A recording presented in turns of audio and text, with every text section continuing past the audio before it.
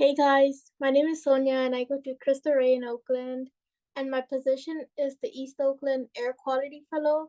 I focus on the air quality in East Oakland and what factors leads to poor air in East Oakland. Welcome to my summit project.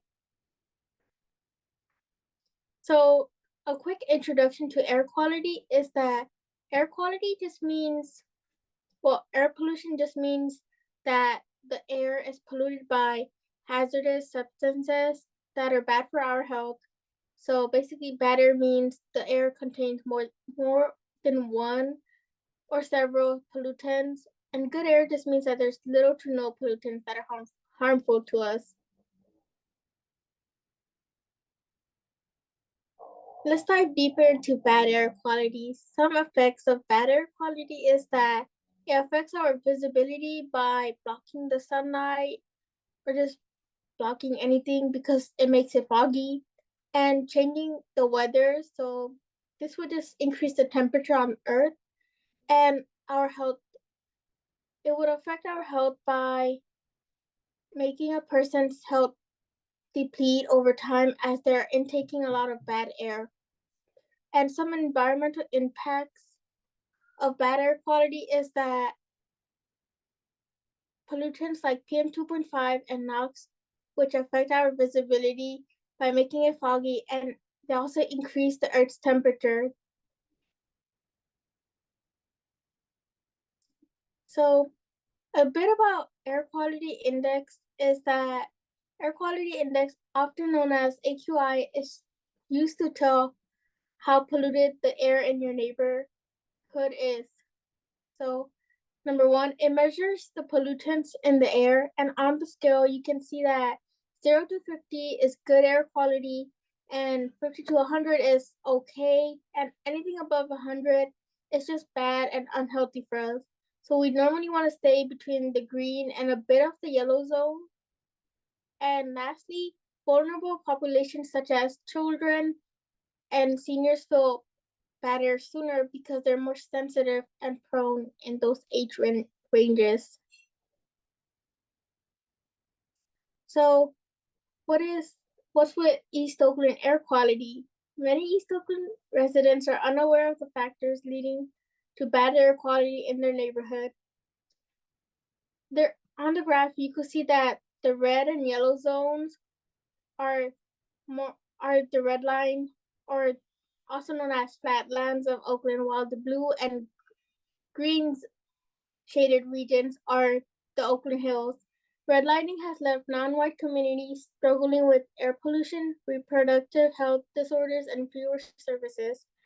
Redline areas in East Oakland have less access to resources than the Oakland Hills, and families that are typically living in the red and yellow zones are the ones who are most affected by bad air quality. Some pollutants in East Oakland are particulate matter, also known as PM2.5, nitrogen oxide, also known as NOx, and hexavalent chromium. Next. So this is a past project I did from October to April. I used purple air to monitor the air quality in East Oakland. I focused on Fruitville because that's where there's most people are there, and there's like a bunch of schools near it. And we can see that on the graphs from December and January, the air quality was more than 50, but for most days it was below 50 because it was raining, and rain helps decrease the air pollution. So some pollutants in East Oakland come from freeways, as mentioned earlier, particulate matter and nitrogen oxide, and both of these are emitted by automobiles, trucks, and various non-road vehicles. And a factory that releases pollutants is ABNI, which releases hexavalent chromium, which is a cancer-causing chemical, and they release hexavalent chromium through the process of burning iron pipes being built. And recently they were demolished in 2023, but they were in Oakland for about 100 years. So some health impacts in East Oakland are that poor air quality leads to respiratory illnesses such as asthma, COPD, pneumonia, allergies, and cystic fibrosis. And respiratory illnesses can be long-term or short-term, depending on how long a person has been breathing in bad air. The graph is from Colin Viral Screen, and it shows how much pollution is in one area. As you can see, the flatlands or the red line areas in East Oakland are more polluted than the Oakland Hills. And for solutions, we can reduce emissions by driving less and taking more public transportation, and by walking too. And some technological innovations we can equip are like DIY air filters, or even like air filters indoor to improve the air quality indoor, and choosing more efficient energy by reducing reliance on fossil fuels and using clean energy like solar energy, and adding more plants indoor and outdoor, because plants take up CO2 and filter out pollutants. So some impacts of trees are that trees take up CO2 and are a great source of pure oxygen. And the important part of a tree's health is that having trees that are more green and not dead is beneficial to improving air quality, because the greener trees are the ones that are intaking pollutants and filtering out the air for us. So, what is tree canopy? Tree canopy refers to the part of a city that is shaded by trees. Trees filter out pollutants and act as buffer zones.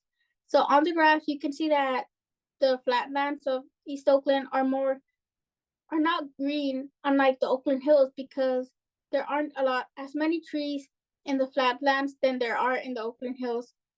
So less tree canopy equals less trees, and buffer zones are basically they're basically like a force field that are protecting an area from pollutants entering in. So this is a DIY air filter video I made. And I made this air filter video because not many families in low-income areas or flatlands have access to air filters to purify the air inside their house. So for my conclusion slide, as a reflection, as a fellow, I've learned so much about East Oakland, and my projects have helped me learn and educate others about air quality in East Oakland. I was learning myself and educating others too. Like, some ways I did that was through interviews with youth and learning about how they felt about trees in their own community and how it affected their neighborhood. Thank you for listening.